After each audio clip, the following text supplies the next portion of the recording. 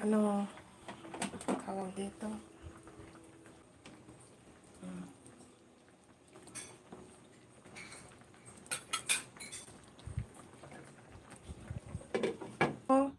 Itabi muna natin to. Ayan.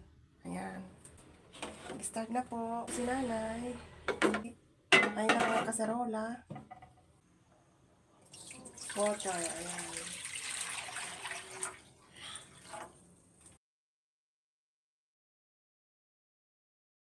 Shout out po mga kusinanay. Ayan, naglagay na sampalok.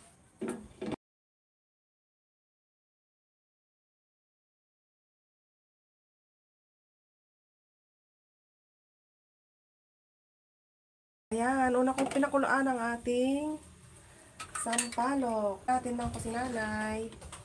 Mamaya dudurugin natin pagkatapos nating maluto na pong ating fish. Ayan. Kamatis. Kamatis po. Luyas. Haluya. Ayan. Kasi medyo mahirap lutuin ito. Gabi po yan. Mga natural na sangkap po yan mga kusinana. Ayan. Asin. Takpan natin muna ulit.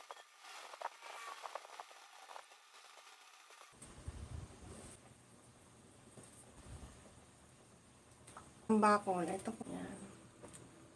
Hinugasan ko na po ito mga kusinana. Madugo pa rin yan.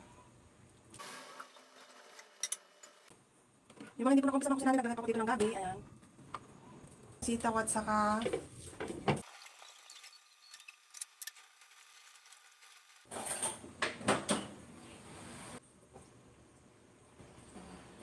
dagdag lasa.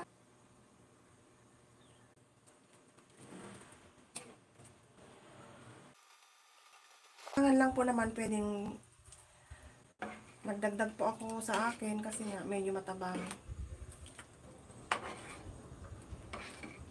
Sitaw. Ayan ang sitaw mga kusinanay. Okra. Ayan po. Siling green. Ayan po.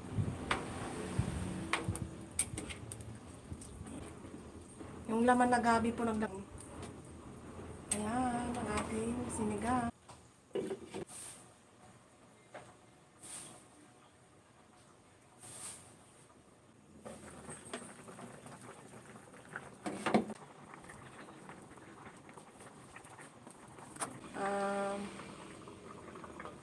Sampat.